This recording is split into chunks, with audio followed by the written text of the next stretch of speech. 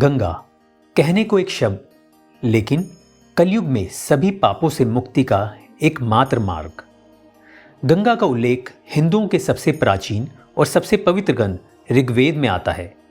गंगा की उत्पत्ति के बारे में सनातन धर्म पुराणों में बहुत सी कहानियां मिलती हैं।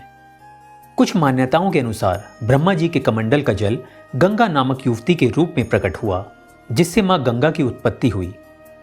अन्य कथाओं या मान्यताओं के अनुसार मां गंगा पर्वतों के राजा हिमवान और उनकी पत्नी मीना की पुत्री हैं। मां गंगा का लालन पोषण स्वर्ग में ब्रह्मा जी के संरक्षण में हुआ है। राजा भगीरथ ने गंगा को पृथ्वी पर लाने के लिए ब्रह्मा जी की तपस्या की।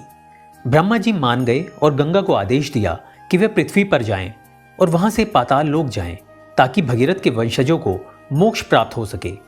भगीरथ के प्रयासों से गंगा के पृथ्वी पर आ जाने के कारण उसे भागीरथी भी कहा जाता है।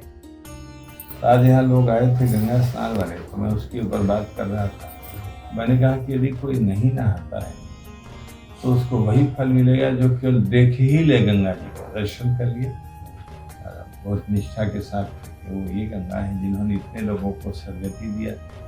दर्शन का भी वही फल, नहीं कुछ दर्शन छू ही लिया, स्पर्श कर लिया, लेकर के छिड़क लिया, उसका भी वही फल है। और यदि कहीं गोता लगा लिया तो क्या बात, और उससे भी नहीं हुआ तो लेकर के आचमन पी ही लिया। और एक और भी पुराणों में श्लोक है कि 7 योजन दूर से भी अगर, और यदि गंगे गंगे कह दे, गंगे मातु गंगे मातु गंगे मातु, ये संबोधन का रूप हुआ गंगा का गंगे, तभी उसको विष्णु लोक की प्राप्ति। हिंदुओं के लिए गंगा स्नान बहुत महत्व रखता है। गंगा जीवन और मृत्यु दोनों से जुड़ी हुई हैं। इसके बिना अनेक संस्कार अधूरे हैं। गंगा नदी में स्नान करने से व्यक्ति अपने जीवन के सभी पापों से मुक्ति पाता है। सनातन वैदिक संस्कृति गंगा के तट पर विकसित हुई, इसलिए गंगा भारतवर्ष की राष्ट्ररूपी अस्मिता है एवं भारतीय संस्कृति का मूलाधार है। शंकराचार्य जी ने लिखा है, भगवद गीता किंचित अधीता, थोड़ा भगवान भगवद गीता को पढ़ाओ। किंचित माने बहुत थोड़ा। गंगा जल लो कणिका पीता, 2 बूंदें भी गंगा जल की पी लिया। और एक बार भी भगवान विष्णु की जिसने पूजा कर लिया उसकी यमराज बात भी नहीं करता है। वो बोले नहीं ये अपने वाले लोग नहीं है, ये तो हमारे विष्णु दूत आएंगे, मारेंगे, इनको छुओ मत। गंगा जल पी लिया 2 बूंदे और भगवद गीता के कुछ थोड़ा अध्ययन किया, और इसके बाद में भगवान विष्णु की थोड़ी भी पूजा, तो इतस्य यमः किम कुरुते चलता, उसकी यमराज चर्चा तक नहीं करता, दंड विधान क्या करेगा। गंगा जी को मोक्षदायिनी भी कहा जाता है। मकर संक्रांति, कुंभ मेला और गंगा दशहरा के समय गंगा में स्नान, दान एवं दर्शन करना महत्वपूर्ण माना गया है। गंगा तट पर अनेक प्रसिद्ध मेलों का आयोजन किया जाता है। गंगा तीर्थ स्थल संपूर्ण भारत में सांस्कृतिक एकता स्थापित करता है। गंगा जी पर अनेक भक्ति ग्रंथ भी लिखे गए हैं, जिनमें गंगा सहस्रनाम स्तोत्रम एवं गंगा आरती बहुत लोकप्रिय है।